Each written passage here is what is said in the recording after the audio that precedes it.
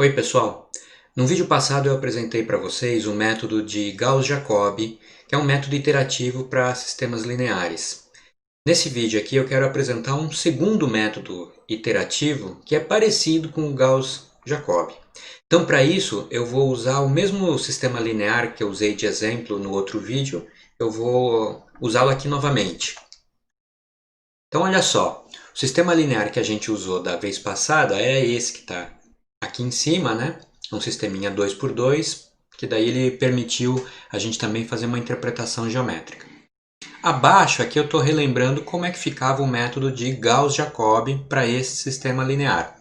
Então a gente, na primeira equação, utiliza a primeira equação para determinar o novo valor de x1 em função das outras variáveis no valor corrente, na aproximação corrente, né? Então eu isolei aqui o x1 na primeira equação. O que ficou do lado de cá tem subíndice aqui, superíndice k, representando a aproximação atual, e aqui o k mais 1, a nova aproximação. E na segunda equação, eu a utilizei para definir o novo valor de x2. Bom, esse é o método de Jacobi, ou Gauss-Jacobi. O que é o método de Gauss-Seidel? Veja lá. Para calcular x1, então aqui nesse exemplo eu estou usando o x2 atual e definindo o novo x1. Quando eu venho aqui embaixo, para calcular o novo x2, eu estou usando o x1 atual.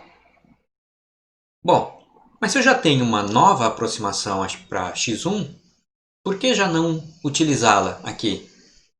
Talvez isso aí já acelere, né? Se eu estou imaginando que o meu método vai convergir, esse x1 eu espero que seja melhor do que o x1 antigo. Então, o método de Gauss-Seidel, só o que ele faz é isso mesmo. Ele já utiliza aqui o x1 novo, em vez de manter o anterior. Essa é a única alteração. Sempre que você for calcular uma nova coordenada, se as coordenadas que você precisa usar já foram calculadas, já utilize os valores atuais, mais novos. Se não, utilize os que você tem à disposição. Como é que fica a interpretação gráfica deste método? Olha lá, então. Lembra a equação de cima? Eu tinha representado em vermelho, a segunda equação em azul.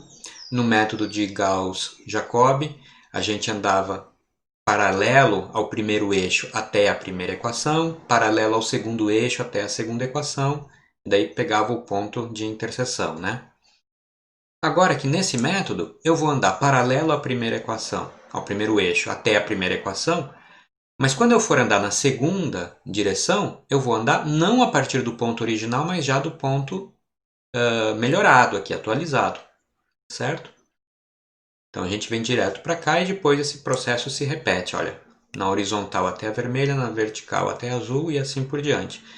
Veja que se vocês olharem lá no vídeo sobre o método de Jacobi, para chegar num ponto mais ou menos nessa mesma posição, a gente fez, se não me engano, 7 iterações e aqui foram necessárias 1, 2, 3, 4 iterações. Essa aqui, lembra, era a situação em que a gente tinha o método de Jacobi divergindo. Eu apenas troquei a ordem das equações. O que vai acontecer no método de Gauss-Seidel? Olha lá, andei horizontal até a vermelha, vertical até a segunda, e depois repito. Bom, aqui o método também está divergindo, só que mais rápido do que o método de Jacobi. Então, em resumo, o método de Gauss-Seidel também é bem fácil de construir, muito parecido com o método de Jacobi, com a diferença de que, se você tem uma nova aproximação para uma coordenada, você já utiliza essa aproximação dentro da mesma iteração do método de Gauss-Seidel. Assim como o método de Jacobi, o método de Gauss-Seidel também pode não convergir. A convergência também depende da ordem das equações e, em geral, quando converge, acaba sendo mais rápido do que o método de Jacobi. Então esses são dois métodos iterativos de exemplo, né? O método de Jacobi do vídeo anterior, o método de Gauss-Seidel deste vídeo. Normalmente o método de Gauss-Seidel é mais rápido, mas fora isso os dois têm características muito parecidas. O que falta para a gente estudar ainda é quando esses métodos de fato convergem, ou seja, que condições eu posso impor para garantir a convergência desses métodos e, se possível, tentar entender o que é que determina a velocidade dos métodos também. Isso aí vai ficar para um próximo vídeo. Até a próxima então, pessoal!